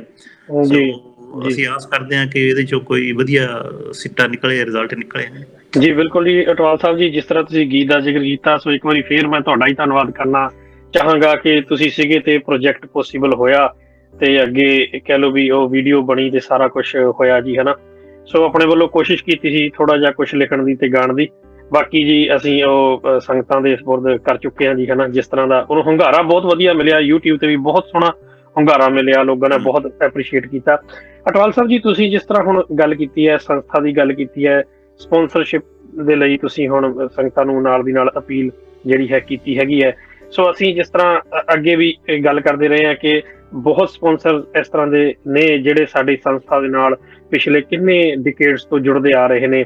ਜਿਸ ਤਰ੍ਹਾਂ ਅਸੀਂ ਪਿਛਲੇ ਐਪੀਸੋਡ ਦੇ ਵਿੱਚ ਕੁਝ ਸਪਾਂਸਰ ਨੂੰ ਅਸੀਂ ਥੈਂਕਸ ਕੀਤਾ ਸੀ, ਉਸੇ ਤਰ੍ਹਾਂ ਮੈਂ ਚਾਹਾਂਗਾ ਕਿ ਅਸੀਂ ਇੱਥੇ ਅੱਜ ਫਿਰ ਕੁਝ ਸਪਾਂਸਰ ਦਾ ਜੋ ਥੈਂਕਸ ਕਰੀਏ, ਧੰਨਵਾਦ ਕਰੀਏ, ਜੋ ਕਿ ਹਨ ਜਸਵਿੰਦਰ ਸਿੰਘ ਸੋਹਨ ਸੋਹਾ ਲੈਸਟਰ ਤੋਂ, ਲਖਵੀਰ ਸਿੰਘ ਜੋਹਰ ਤੇ ਪਰਮਜੀਤ ਕੌਰ ਹੰਸਲੋ ਤੋਂ, ਦਰਸ਼ਨ ਕੌਰ ਸਿੱਧੂ ਜੀ ਵੁਲਵਰਹੈਂਪਟਨ ਤੋਂ, ਹਰਜਿੰਦਰ ਸਿੰਘ ਕਲਸੀ ਜੀ ਹੌਨਚਰਚ ਤੋਂ। ਸੋ ਅਸੀਂ ਸੰਗਤ ਟੀਵੀ ਦੀ ਸਾਰੀ ਟੀਮ, ਰੀਬੂਟ ਪੰਜਾਬ ਦੀ ਸਾਰੀ ਟੀਮ, ਕਲਗੀਧਰ ਟਰਸਟ ਜੋ ਹੈ, ਅਸੀਂ ਤਹਿ ਦਿਲੋਂ ਧੰਨਵਾਦ ਕਰਦੇ ਹਾਂ, ਸ਼ੁਕਰਗੁਜ਼ਾਰ ਹਾਂ ਇਹਨਾਂ ਸਾਰੇ ਸਪਾਂਸਰਸ ਦੇ ਜੋ ਸਾਡਾ ਸ਼ੋਅ ਦੇਖਦੇ ਹਨ ਜਾਂ ਜਿਸ ਤਰ੍ਹਾਂ ਵੀ ਜੋ ਪ੍ਰਚਾਰ ਹੋ ਰਿਹਾ ਹੈਗਾ ਐਜੂਕੇਸ਼ਨ ਦੇ ਲੰਗਰ ਦਾ, ਉਹਦੇ ਵਿੱਚ ਆਪਣਾ ਹਿੱਸਾ ਕਹਿ ਲਓ ਮੋਟੀਵੇਟ ਹੋ ਕੇ ਪਾਉਂਦੇ ਹੈਗੇ ਨੇ। ਉਹਨਾਂ ਸਾਰਿਆਂ ਦਾ ਅਸੀਂ ਧੰਨਵਾਦ ਕਰਨਾ ਚਾਹਾਂਗੇ ਜੀ। ਸੋ ਅਟਵਾਲ ਸਾਹਿਬ ਜੀ, ਜੇ ਅਸੀਂ ਹੁਣ ਗੱਲ ਕਰੀਏ ਸਾਡਾ ਜਿਹੜਾ ਇਹ ਪ੍ਰੋਗਰਾਮ ਹੈਗਾ ਆ, ਜਾਂ ਅਸੀਂ ਜੇ ਇਸ ਤੋਂ ਐਕਚੁਅਲੀ ਰੂਟ ਜਿਹੜਾ ਕਹਿ ਲਓ ਵੀ ਫਾਊਂਡੇਸ਼ਨ ਸੀਗੀ ਉਹ ਤੇ ਆ ਜਾਈਏ ਕਿ ਬਾਬਾ ਜੀ ਨੇ ਐਜੂਕੇਸ਼ਨ ਜਿਹੜੀ ਚੂਜ਼ ਕੀਤੀ ਹੈ ਉਹ ਵੈਲਿਊ ਬੇਸਡ ਐਜੂਕੇਸ਼ਨ ਚੂਜ਼ ਕੀਤੀ ਹੈ, ਹਨਾ ਜੀ। ਸੋ ਕਹਿਣ ਦਾ ਮਤਲਬ ਵੈਲਿਊਜ਼, ਜੇ ਅਸੀਂ ਬਾਬਾ ਜੀ ਦਾ ਜੀਵਨ ਦੇਖ ਲਈਏ ਜਾਂ ਵੈਲਿਊ ਬੇਸਡ ਐਜੂਕੇਸ਼ਨ ਦੀ ਜਦੋਂ ਗੱਲ ਚੱਲੇਗੀ ਤਾਂ ਗੱਲ ਉੱਥੇ ਗੁਰਬਾਣੀ ਦੀ ਆਏਗੀ, ਹਨਾ ਜੀ। ਜਾਂ ਜਿਸ ਤਰ੍ਹਾਂ ਧਰਮ ਗ੍ਰੰਥ ਹੈਗੇ ਨੇ, ਵੱਖਰੇ ਵੱਖਰੇ ਧਰਮਾਂ ਦੇ ਧਰਮ ਗ੍ਰੰਥ ਹੈ, ਸਾਰਿਆਂ 'ਚ ਹੀਰੇ ਤੇ ਰਤਨ ਹੈ, ਦੇਖਣ ਵਾਲਾ ਬੰਦਾ ਚਾਹੀਦਾ। ਸੋ ਜੇ ਅਸੀਂ ਹੁਣ ਗੁਰਬਾਣੀ ਦੀ ਅਸੀਂ ਗੱਲ ਕਰੀਏ, ਹਨਾ ਜੀ, ਦੇਖੋ ਇਹ ਜੋ ਲਫ਼ਜ਼ ਹੈ ਗੁਰਬਾਣੀ, ਹਨਾ ਜੀ, ਇਹ ਬਹੁਤ ਇੱਕ ਵੱਡਾ ਲਫ਼ਜ਼ ਹੈ। ਹੁਣ ਤੁਸੀਂ ਕੀ ਦੇਖਦੇ ਹੋ, ਤੁਹਾਡੇ ਨਜ਼ਰੀਏ ਦੇ ਨਾਲ ਆਪਾਂ ਵੈਲਿਊਜ਼ ਤੇ ਜੋ ਸੀਰੀਜ਼ ਹੈ ਇੱਕ ਨਵਾਂ ਐਲੀਮੈਂਟ ਐਡ ਕਰਾਂਗੇ ਅਗਲੇ ਐਪੀਸੋਡਸ ਤੋਂ, ਉਹ ਇੱਕ ਨਵਾਂ ਫਲੇਵਰ ਐਡ ਕਰਾਂਗੇ ਕਿ ਅਸੀਂ ਵੈਲਿਊਜ਼ ਗੁਰੂ ਗ੍ਰੰਥ ਸਾਹਿਬ ਮਹਾਰਾਜ ਦੀਆਂ, ਗੁਰਬਾਣੀ ਦੀਆਂ ਕਿਸ ਤਰ੍ਹਾਂ ਡਿਸਕਸ ਕਰਨੀਆਂ ਹੈਗੀਆਂ। ਪਰ ਅੱਜ ਜੇ ਅਸੀਂ ਓਵਰਆਲ ਚਲੋ ਇੱਕ ਗੁਰਬਾਣੀ ਤੇ ਗੱਲ ਕਰੀਏ, ਹੈ ਨਾ ਜੀ, ਗੁਰਬਾਣੀ ਤੁਹਾਡੇ ਹਿਸਾਬ ਨਾਲ ਕੀ ਹੈ? ਮੱਥਾ ਟੇਕਣ ਦਾ ਜਿਹੜਾ ਕਹਿ ਲਓ ਇੱਕ ਸਤਿਕਾਰ ਦਾ ਸਬਜੈਕਟ ਹੈਗਾ ਆ, ਪੜ੍ਹਨ ਦਾ ਸਬਜੈਕਟ ਹੈਗਾ ਆ, ਪੜ੍ਹ ਕੇ ਵਿਚਾਰਨ ਦਾ ਸਬਜੈਕਟ ਹੈਗਾ ਆ, ਪੜ੍ਹ ਕੇ ਵਿਚਾਰ ਕੇ ਅਮਲ ਕਰਨ ਦਾ ਸਬਜੈਕਟ ਹੈਗਾ ਆ, ਜਾਂ ਤੁਸੀਂ ਕਿਸ ਤਰ੍ਹਾਂ ਦੇਖਦੇ ਹੋ ਕਿ ਗੁਰਬਾਣੀ ਕੀ ਹੈ? ਇੱਕ ਇਲਾਹੀ, ਇੱਕ ਕਹਿ ਲਓ ਵਾਹੋ ਵਾਹੋ ਬਾਣੀ ਨਿਰੰਕਾਰ ਹੈ, ਆਪ ਅਕਾਲ ਪੁਰਖ ਦਾ ਰੂਪ ਹੈਗਾ ਆ। ਕਿਸ ਤਰ੍ਹਾਂ ਦੇਖਦੇ ਹੋ ਇਸ ਗੁਰਬਾਣੀ ਲਫ਼ਜ਼ ਨੂੰ? ਬਿਲਕੁਲ, ਇਹ ਤੇ ਜੀ ਇੱਕ ਕੁੱਜੇ 'ਚ ਸਮੁੰਦਰ ਪਾਉਣੇ ਵਾਲੀ ਗੱਲ ਹੈ। ਤੁਰਕੀ ਬਾਣੀ ਆਈ ਜਿਨ ਸਗਲੀ ਚਿੰਤ ਮਿਟਾਈ। ਸੋ ਸਭ ਤੋਂ ਪਹਿਲਾਂ ਤਾਂ ਬਿਲਕੁਲ ਸਮਝਣ ਦੀ ਲੋੜ ਹੈ ਕਿ ਜਿਹੜੀ ਇਹ ਗੁਰਬਾਣੀ ਹੈ, ਇੱਕ ਇਹ ਧੁਰੋਂ ਨਿਰੰਕਾਰ ਤੋਂ ਆਇਆ ਇੱਕ ਮੈਸੇਜ, ਇੱਕ ਗੋਸਪਲ ਟਰੁਥ ਹੈ। ਇਸ ਚੀਜ਼ ਨੂੰ ਜਿੰਨਾ ਚਿਰ ਅਸੀਂ ਇਸ ਚੀਜ਼ 'ਚ ਵਿਸ਼ਵਾਸ ਨਹੀਂ ਕਰਦੇ, ਉਹਨਾਂ ਚਿਰ ਅਸੀਂ ਗੁਰਬਾਣੀ ਦਾ ਫਾਇਦਾ ਨਹੀਂ ਉਠਾ ਸਕਦੇ। ਬਾਣੀ ਗੁਰੂ ਹੈ ਬਾਣੀ, ਵਿੱਚ ਬਾਣੀ ਅੰਮ੍ਰਿਤ ਸਾਰੇ, ਗੁਰਬਾਣੀ ਕਹੇ ਸੇਵਕ ਜਨ ਮਾਨੇ, ਪ੍ਰਤੱਖ ਗੁਰੂ ਨਿਸਤਾਰੇ। ਕਿਉਂਕਿ ਜਦੋਂ ਸਾਡਾ ਇਹੋ ਤੁਰਕੀ ਬਾਣੀ ਨੂੰ ਅਸੀਂ ਮੰਨਦੇ ਹਾਂ, ਇਹ ਸਾਡਾ ਵਿਸ਼ਵਾਸ ਵੱਧ ਜਾਂਦਾ ਹੈ, ਤਾਂ ਫਿਰ ਇਹ ਹੈ ਕਿ ਗੁਰਬਾਣੀ ਤੁਹਾਨੂੰ ਜਿਹੜਾ ਵੀ ਰਾਹ ਦਿਖਾਉਂਦੀ ਹੈ, ਉਸ ਰਾਹ ਤੇ ਚੱਲਦਿਆਂ ਕਦੀ ਤੁਹਾਨੂੰ ਰੁਕਾਵਟ ਨਹੀਂ ਆਉਂਦੀ। ਚੈਲੰਜਸ ਬਹੁਤ ਤਕੜੇ ਆ ਜਾਣਗੇ, ਚੈਲੰਜਸ ਦੇ ਨਾਲ ਫਿਰ ਪਰਮਾਤਮਾ ਤੁਹਾਨੂੰ ਉਹ ਬਿਲਕੁਲ ਹੱਥ ਫਕੜ ਕੇ ਆਪਣੀ ਗੋਦ 'ਚ ਬਿਠਾ ਕੇ, ਉਹ ਜਿੱਥੋਂ ਔਖਾ ਟਾਈਮ ਆਉਂਦਾ ਉਹ ਤੁਹਾਨੂੰ ਪੂਰੀ ਤਾਕਤ ਦੇ ਕੇ ਉਹਦੇ ਵਿੱਚੋਂ ਕੱਢਦਾ ਜੀ। ਸੋ ਜੇ ਹੁਣ ਅਸੀਂ ਇਹਨਾਂ ਨੂੰ ਦੋ ਐਕਸਟ੍ਰੀਮ ਦੇਖਣੀਆਂ ਹੋਵੇ, ਤਾਂ ਇਸ ਵੇਲੇ ਜੋ ਹਾਲਾਤ ਹੈ, ਗੁਰਬਾਣੀ ਹਰ ਇੱਕ ਚੀਜ਼ ਨੂੰ ਬਿਆਨ ਕਰਦੀ ਹੈ। ਜਿੱਥੇ ਅਸੀਂ ਖੜੇ ਹਾਂ, ਕਿੱਥੇ ਪਹੁੰਚਣਾ, ਕੀ ਸਾਡੇ ਭਟਕਣਾ ਨੇ, ਕੀ ਰੁਕਾਵਟਾਂ ਨੇ, ਕਿਹਨਾਂ ਚੀਜ਼ਾਂ ਨੂੰ ਅਸੀਂ ਓਵਰਕਮ ਕਰਨਾ, ਇਹ ਸਾਰੀਆਂ ਚੀਜ਼ਾਂ ਨੂੰ ਜਿਹੜਾ ਖਿਆਲ ਕਰਦੇ ਹੋਏ ਬਾਬਾ ਜੀ ਨੇ ਕਿਹਾ ਸੀ ਕਿ ਜਿਹੜੀ ਵਿਦਿਆ ਦੀ ਜੇ ਸਹੀ ਡੈਫੀਨੀਸ਼ਨ ਹੈ, ਉਹ ਜਿੰਨਾ ਚਿਰ ਉਹਦੇ ਵਿੱਚ ਅਸੀਂ ਗੁਰਬਾਣੀ ਬੱਚਿਆਂ ਨੂੰ ਨਹੀਂ ਦੱਸਦੇ, ਜਿਹੜੀ ਵੈਲਿਊਜ਼ ਨੇ ਉਹ ਬੱਚਿਆਂ ਤੱਕ ਅਸੀਂ ਨਹੀਂ ਪਹੁੰਚਾਉਂਦੇ, ਤੇ ਬਾਕੀ ਵਿਦਿਆ ਤੇ ਇੱਕ ਸ਼ੈਤਾਨ ਦੀ ਕਿਰਿਆ ਵਾਲਾ, ਮਤਲਬ ਕਿ ਹਾਂ ਮਾਇਆ ਕਮਾਉਣ ਦਾ ਸਾਧਨ ਹੈ। ਉਸ ਵਿਦਿਆ ਦੇ ਨਾਲ ਜਿਹੜਾ ਸਮਾਜ ਤਰੱਕੀ ਨਹੀਂ ਕਰ ਸਕਦਾ। ਉਹ ਅਸੀਂ ਜਿੱਥੇ ਖੜੇ ਹਾਂ, ਅਸੀਂ ਅੱਜ ਦੇਖ ਸਕਦੇ ਹਾਂ ਕਿ ਟੈਕਨੋਲੋਜੀ ਨੇ ਕਿੰਨਾ ਇਨਸਾਨੀਅਤ ਦਾ ਘਾਣ ਕੀਤਾ, ਸਮਾਜ ਦਾ ਨੁਕਸਾਨ ਕੀਤਾ। ਸੋ ਟੈਕਨੋਲੋਜੀ ਵੀ ਫੇਲ ਹੋ ਗਈ। ਮਾਇਆ ਦੇਖੋ, ਮਾਇਆ ਨੇ ਤਾਂ ਬਿਲਕੁਲ ਹੀ ਇੱਕ ਤਰ੍ਹਾਂ ਦਾ ਇਸ ਵੇਲੇ ਜਿਹੜਾ ਤੁਹਾਨੂੰ ਉਹ ਰੱਬ ਦਾ ਰੂਪ ਹੀ ਧਾਰ ਕੇ ਬੈਠਾ, ਕਿ ਜਿਹੜਾ ਤੁਹਾਨੂੰ ਦਿਸਦਾ ਰੱਬ ਉਹ ਮਾਇਆ ਹੈ, ਜਿਹੜੇ ਨਹੀਂ ਦਿਸਦਾ ਉਹ ਤੇ ਫਿਰ ਕਿਸੇ ਕਰਮਾਂ ਵਾਲੇ ਨੂੰ ਉਹਦਾ ਗਿਆਨ ਹੁੰਦਾ। ਸੋ ਜੇ ਅਸੀਂ ਕਰੰਟ ਸਿਚੁਏਸ਼ਨ ਨੂੰ ਸਮ ਅਪ ਕਰਨਾ ਹੋਵੇ, ਤਾਂ ਗੁਰਬਾਣੀ ਦਾ ਬੜਾ ਵਧੀਆ ਮੈਸੇਜ ਹੈ ਕਿ ਮਾਇਆ ਮਮਤਾ ਮੋਹਣੀ, ਜਿਨ ਬਿਨ ਦਮਤਾ ਜਗ ਖਾਇਆ ਜੀ, ਮਨਮੁਖ ਖਾਧੇ ਗੁਰਮੁਖ ਉਬਰੇ, ਜਿਨੀ ਸੱਚ ਨਾਮ ਚਿਤ ਲਾਇਆ ਜੀ, ਬਿਨ ਨਾਮੀ ਜਗ ਕਮਲਾ ਫਿਰੇ, ਗੁਰਮੁਖ ਨਦਰੀ ਆਇਆ, ਧੰਦਾ ਕਰਤਿਆਂ ਨਿਫਲ ਜਨਮ ਗਵਾਇਆ, ਸੁਖਦਾਤਾ ਮਨ ਨ ਵਸਾਇਆ, ਨਾਨਕ ਨਾਮ ਤਿਨਾ ਕੋ ਮਿਲਿਆ, ਜਿਨ ਧੁਰ ਲਿਖਿਆ ਪਾਇਆ। ਸੋ ਗੱਲ ਸਾਰੀ ਮੁੜ ਕੇ ਨਾਮ ਕੀ ਚੀਜ਼ ਹੈ। ਨਾਮ, ਜੇ ਤੁਸੀਂ ਜਿੰਨੇ ਵੀ ਵੈਲਿਊਜ਼ ਹੈ, ਸਾਰੀ ਵੈਲਿਊਜ਼ ਦਾ ਜੇ ਇੱਕ ਨਿਚੋੜ ਕੱਢ ਕੇ ਉਹਨੂੰ ਇੱਕ ਡੈਫੀਨੇਸ਼ਨ ਦੇਣੀ ਹੋਵੇ ਜੀ, ਉਹ ਹੈ ਨਾਮ, ਸੱਚ, ਪਰਮਾਤਮਾ। ਸੋ ਇਹ ਬਿਲਕੁਲ ਨਾਨਕ ਨਾਮ ਤਿਨਾਂ ਕੋ ਮਿਲਿਆ, ਜਿਨ ਕੋ ਧੁਰ ਲਿਖ ਪਾਇਆ। ਸੋ ਗੱਲ ਫਿਰ ਉੱਥੇ ਮੁੱਕ ਜਾਂਦੀ ਕਿ ਸਾਡਾ ਜਿੰਨਾ ਮਰਜ਼ੀ ਪ੍ਰਚਾਰ ਕਰ ਲਈਏ, ਜਿੰਨਾ ਮਰਜ਼ੀ ਅਸੀਂ ਇੱਕ ਦੂਸਰੇ ਦੀ ਨਿੰਦਿਆ, ਚੁਗਲੀ, ਕ੍ਰਿਟੀਸਾਈਜ਼ ਕਰ ਲਈਏ, ਪਰ ਜੇ ਉਹ ਵਾਹਿਗੁਰੂ ਦੀ ਨਜ਼ਰ ਨਹੀਂ ਨਾ, ਤੇ ਉਹ ਉਸ ਪਾਸੇ ਜਿਹੜਾ ਇਹ ਨਾਮ ਦੀ ਦਾਤ ਪਰਮਾਤਮਾ ਤੋਂ ਹੀ ਮਿਲਦੀ ਹੈ। ਪਰ ਇਹ ਨਹੀਂ ਕਿ ਪਰਮਾਤਮਾ ਕੋ ਕਾਣੀ ਵੰਡ ਕਰਦਾ, ਕਿ ਕਿਸੇ ਨਾਲ ਵਿਤਕਰਾ ਕਰਦਾ ਜਾਂ ਕਿਸੇ ਨਾਲ ਵੈਰ ਵਿਰੋਧ ਆ, ਨਹੀਂ। ਇਹ ਫਿਰ ਜੋ ਗੁਰੂ ਨਾਨਕ ਦੇਵ ਜੀ ਨੇ ਦੱਸਿਆ ਸੀ, ਜਾਓ ਤੋਂ ਪ੍ਰੇਮ ਖੇਲਣ ਕਾ ਚਾਓ, ਇਹ ਤਾਂ ਇਸੇ ਗੇਮ ਆਫ ਲਵ। ਜਦੋਂ ਤੁਸੀਂ ਪਿਆਰ ਨਾਲ ਅਰਦਾਸ ਕਰੋਗੇ, ਪਿਆਰ ਦੇ ਨਾਲ ਉਸ ਬੇਅੰਤ ਕ੍ਰੀਏਟਰ ਪਰਮਾਤਮਾ ਦੇ ਗੁਣ ਗਾਓਗੇ, ਤੇ ਸਾਰੀਆਂ ਨਾਮ ਦੀਆਂ ਦਾਤਾਂ, ਨਾਮ ਦੇ ਦਾਤਾਂ ਦੇ ਨਾਲ ਰਿਲੇਟਡ ਜੋ ਵੈਲਿਊਜ਼ ਹੈ, ਉਹ ਪਰਮਾਤਮਾ ਫਿਰ ਆਪ ਹੀ ਵੰਡਦਾ। ਉਹ ਤੁਹਾਡੇ ਹਿਸਾਬ ਨਾਲ ਜਿੱਥੇ ਤੁਸੀਂ ਫਿੱਟ ਹੁੰਦੇ ਆ, ਜੋ ਤੁਹਾਨੂੰ ਚਾਹੀਦਾ ਉਹ ਤੁਹਾਨੂੰ ਮਿਲ ਜਾਂਦਾ ਜੀ। ਸੰਗਤਾਂ ਅੱਗੇ ਬੇਨਤੀ ਇਹੀ ਹੈ ਕਿ ਇਹ ਕਹਿੰਦੇ ਕਿ ਸੱਚ ਸਾਰਿਆਂ ਤੋਂ ਉੱਚਾ ਹੈ, ਪਰ ਉਹ ਤੋਂ ਵੀ ਉੱਚਾ ਹੈ truthful. Truth is higher, but higher still is truthful living. ਸੱਚਾਈ ਦਾ ਜਾਂ ਉਚਾਈ, ਉਸ ਸੱਚ ਦੀ ਕੋਈ ਵੈਲਿਊ ਨਹੀਂ ਜਿੰਨਾ ਚਿਰ ਉਹਨੂੰ ਅਮਲੀ ਰੂਪ ਦੇ ਵਿੱਚ ਆਪਣੇ ਜੀਵਨ ਦੇ ਵਿੱਚ ਅਸੀਂ ਲਿਆ ਕੇ ਉਸ ਸੱਚ ਦਾ ਆਨੰਦ ਨਹੀਂ ਮਾਣਦੇ। ਇਸੇ ਤਰ੍ਹਾਂ ਗੁਰਬਾਣੀ ਦਾ ਵੀ ਜਿੰਨਾ ਚਿਰ ਅਮਲੀ ਰੂਪ ਦੇ ਵਿੱਚ ਸਾਡੇ ਜੀਵਨ 'ਚ ਨਹੀਂ ਆਉਂਦੀ, ਤੇ ਬਾਕੀ ਤਾਂ ਫਿਰ ਉਹ ਗਿਣਤੀ ਮਿਣਤੀ ਦਾ ਹਿਸਾਬ ਹੀ ਰਹਿ ਜਾਂਦਾ। ਉਹਦਾ ਤਾਂ ਕੋਈ ਫਾਇਦਾ ਹੀ ਨਹੀਂ, ਹੈ ਨਾ ਜੀ। ਹੁਣ ਅਸੀਂ ਜਿਹੜਾ ਸਾਡਾ ਪ੍ਰੋਗਰਾਮ ਤੇ ਮੁੜ ਕੇ ਅਸੀਂ ਫਿਰ ਇਹਨੂੰ ਲਿੰਕ ਉਹਦੇ ਨਾਲ ਹੀ ਕਰਦੇ ਹਾਂ ਕਿ ਇਸ ਵੇਲੇ ਲੱਖਾਂ ਬੱਚੇ ਨੇ ਜਿਹੜੇ 3 ਤੋਂ 5 ਸਾਲ ਦੀ ਉਮਰ ਦੇ ਵਿੱਚ ਸਕੂਲ ਨਹੀਂ ਜਾ ਸਕਦੇ। ਸਕੂਲ ਨਹੀਂ ਜਾਣਗੇ ਤੇ ਉਹਨਾਂ ਨੂੰ ਚਲੋ ਅਸੀਂ ਤੇ ਸਾਡਾ ਪੈਕੇਜ ਤਾਂ ਹੈ ਕਿ ਵੈਲਿਊ ਬੇਸਡ ਐਜੂਕੇਸ਼ਨ ਸਾਡੀ ਨੰਬਰ 1 ਪ੍ਰਾਇੋਰਟੀ ਹੈ ਸੰਸਥਾ ਦੀ, ਕਿ ਗੁਰੂ ਗ੍ਰੰਥ ਸਾਹਿਬ ਦੇ ਨਾਲ ਜੋੜਨਾ, ਗੁਰੂ ਗ੍ਰੰਥ ਸਾਹਿਬ ਦੀ ਵੈਲਿਊਜ਼ ਬੱਚਿਆਂ ਦੇ ਅੰਦਰ ਭਰਨੀਆਂ, ਉਹ ਸੰਸਕਾਰ ਬੱਚਿਆਂ ਦੇ ਅੰਦਰ ਭਰਨੇ ਨੇ, ਉਹ ਨਿਤਨੇਮੀ ਬਣਨ, ਉਹ ਸਿੱਖੀ ਸਰੂਪ ਨਾਲ ਪਿਆਰ ਕਰਨ, ਸਿੱਖੀ ਸਰੂਪ ਦੇ ਵਿੱਚ ਰਹਿਣ, ਜਿੱਥੇ ਵੀ ਜਾਣ ਇੱਕ ਸਿੱਖੀ ਦੀ ਮਹਿਕ ਵੰਡਣ। ਇਹ ਵੈਲਿਊ ਦੇ ਨਾਲ ਨਾਲ ਉਹ ਵਧੀਆ ਬਾਕੀ ਜਿਹੜੀ ਐਕੈਡੈਮਿਕ ਐਜੂਕੇਸ਼ਨ ਹੈ ਆਪਣੀ ਰੋਜੀ ਰੋਟੀ ਵੀ ਕਮਾਉਣ, ਵਧੀਆ ਹੱਕ ਦੀ ਕਮਾਈ ਖਾਣ ਪੀਣ, ਵੰਡ ਕੇ ਛਕਣ, ਨਾਮ ਜਪਣ। ਇਹ ਜੋ ਸਾਡਾ ਫਲਸਫਾ ਹੈ, ਇਹਨੂੰ ਬੇਸ ਰੱਖ ਕੇ ਸਾਰਾ ਐਜੂਕੇਸ਼ਨ ਸਿਸਟਮ ਜੋ ਹੈ ਇੱਕ ਤਰ੍ਹਾਂ ਦਾ ਇੱਕ ਮਿਸ਼ਨ ਬਣਾ ਕੇ ਸੰਗਤਾਂ ਦੇ ਅੱਗੇ ਪੇਸ਼ ਕੀਤਾ ਗਿਆ ਹੈ। ਸੋ ਸੰਗਤਾਂ ਦੇ ਅੱਗੇ ਇਹੀ ਬੇਨਤੀ ਹੈ ਕਿ ਉਹ ਬੱਚੇ ਜਿੰਨਾ ਚਿਰ, ਕਿਉਂਕਿ ਐਜੂਕੇਸ਼ਨ ਤੇ ਫਰੀ ਆਉਂਦੀ ਨੇ, ਟੀਚਰ ਪਿੰਡਾਂ ਦੇ ਵਿੱਚ ਕੋਈ ਜਾਣ ਨੂੰ ਤਿਆਰ ਨਹੀਂ, ਪਿੰਡ ਲੋਕਲ ਟੀਚਰ ਟ੍ਰੇਨ ਕਰਨੇ ਪੈਂਦੇ, ਜਿਹੜੇ ਬੱਚੀਆਂ ਸਕੂਲਾਂ ਚੋਂ ਹਟ ਗਈਆਂ ਨੇ ਉਹਨਾਂ ਨੂੰ 5-5 ਸਾਲ ਦਾ ਕੋਰਸ ਕਰਾ ਕੇ ਅਕੈਡਮੀ 'ਚ ਭੇਜਿਆ ਜਾਂਦਾ। ਸੋ ਬਹੁਤ ਵੱਡਾ ਇਹੋ ਸੰਘਰਸ਼ ਹੈ, ਬਹੁਤ ਵੱਡੀ ਐਫਰਟ ਹੈ, ਜੋ ਕਿ ਇੱਥੇ ਤੱਕ ਵੀ ਸੰਸਥਾ ਸੰਗਤਾਂ ਦੇ ਸਹਿਯੋਗ ਨਾਲ ਹੀ ਪਹੁੰਚੀ ਹੈ। ਜਿਸ ਤਰ੍ਹਾਂ ਮੈਂ ਦੱਸਿਆ, ਲੈਂਡ ਡੋਨੇਸ਼ਨ ਹੋਈਆਂ, ਬਿਲਡਿੰਗਾਂ ਲਈ ਡੋਨੇਸ਼ਨ ਹੋਈਆਂ, ਫਿਰ ਵੀ ਜਿਹੜੇ ਫੀਸ ਆਪਣੀ ਰਨਿੰਗ ਕਾਸਟ ਹੈ ਉਹ 30 ਪਾਉਂਡ ਮਹੀਨੇ ਦੀ ਹੈ, ਤੇ ਬੱਚਿਆਂ ਦੀ ਗਿਣਤੀ ਅਣਗਿਣਤ, ਅੰਮ੍ਰਿਤਧਾਰੀ ਪਰਿਵਾਰਾਂ ਦੇ ਬੱਚੇ ਅਣਗਿਣਤ। ਮੈਂ ਕਹਿ ਰਿਹਾ ਕਿ ਅਸੀਂ ਹਰ ਇੱਕ ਪਰਿਵਾਰ ਇੱਕ ਦੋ ਹੁਣ ਇਸ ਤਰ੍ਹਾਂ ਤੁਸੀਂ ਅੱਜ ਦੱਸਿਆ, ਅਸੀਂ ਪਰਿਵਾਰਾਂ ਦਾ ਧੰਨਵਾਦ ਕਰਦੇ ਹਾਂ। ਇਸ ਤਰ੍ਹਾਂ ਦੇ ਪਰਿਵਾਰ ਨੇ ਵੀ ਜੋ 5-5, 10-10, 20-20 ਬੱਚੇ ਵੀ ਸਪਾਂਸਰ ਕਰ ਰਹੇ ਆ।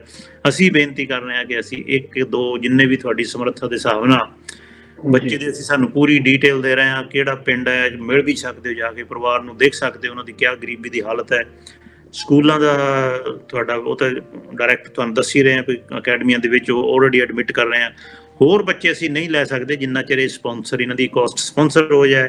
ਤੁਸੀਂ ਇਸ ਬੱਚੇ ਦੀ ਸਪਾਂਸਰਸ਼ਿਪ ਲੈ ਲਓ, ਇਹ ਬੱਚਾ ਤੁਹਾਨੂੰ ਐਲੋਕੇਟ ਹੋ ਜਾਏਗਾ, ਇਹਦੀ ਈਮੇਲ, ਇਹਦੀ ਪ੍ਰੋਗਰੈਸ ਰਿਪੋਰਟ ਤੇ ਸਾਰਾ ਤੁਹਾਡਾ ਇਹਨਾਂ ਦੀ ਜੋ ਵੀ 13 ਸਾਲ ਦੀ ਸਕੂਲ ਦੀ ਹਿਸਟਰੀ ਹੈ ਤੁਹਾਡੇ ਨਾਲ ਉਹ ਸ਼ੇਅਰ ਕਰਨਗੇ। ਸਭ ਕੁਝ ਤੁਹਾਡੇ ਬਿਲਕੁਲ ਟਰਾਂਸਪੇਰੈਂਟ ਹੈ, ਤੁਸੀਂ ਉਸ ਚੀਜ਼ ਨੂੰ ਇੰਜੋਏ ਵੀ ਕਰੋਗੇ। ਜਦੋਂ ਬੱਚੇ ਦੀ ਈਮੇਲ ਆਉਂਦੀ ਹੈ, ਤੁਹਾਨੂੰ ਥੈਂਕ ਯੂ ਕਾਰਡ ਆਉਂਦੇ ਨੇ, ਤੇ ਇਹ ਬਹੁਤ ਹੱਥ ਜੋੜ ਕੇ ਬੇਨਤੀ ਹੈ ਕਿ ਹਰ ਇੱਕ ਪਰਿਵਾਰ ਇੱਕ ਬੱਚਾ ਜ਼ਰੂਰ ਸਪਾਂਸਰ ਕਰੋ।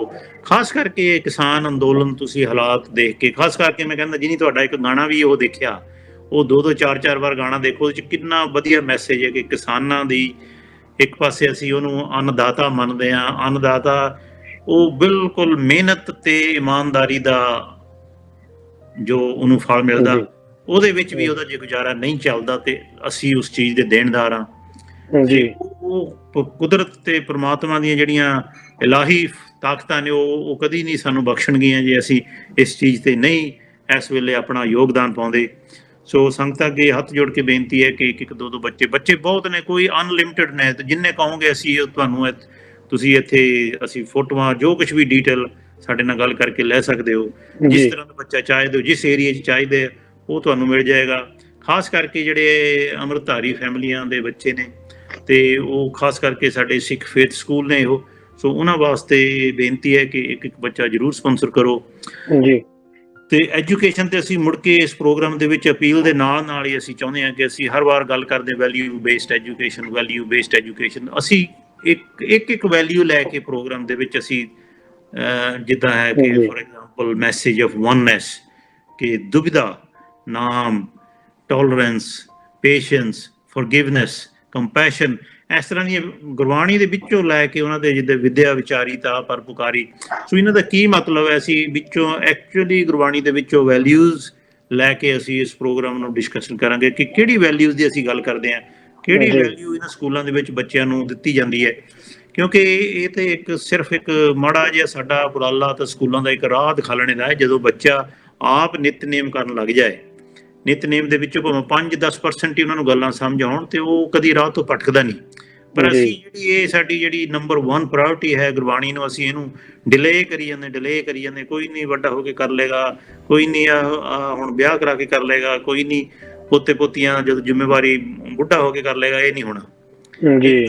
ਅਸੀਂ ਡੇ 1 ਤੋਂ, ਬੜੀ ਸੱਚੀ ਗੱਲ ਹੈ ਕਿ ਕਿਸੇ ਨੇ ਕਿਹਾ ਕਿ ਜਿਹੜੇ ਬੱਚੇ ਨੇ ਉਹ ਰੱਬ ਦਾ ਰੂਪ ਹੁੰਦੇ ਨੇ ਜੀ। ਜੇ ਉਹ ਰੱਬ ਦਾ ਰੂਪ ਹੁੰਦੇ ਨੇ ਤੇ ਫਿਰ ਉਹਨਾਂ ਨੂੰ ਸ਼ੈਤਾਨ ਕੌਣ ਬਣਾਉਂਦਾ?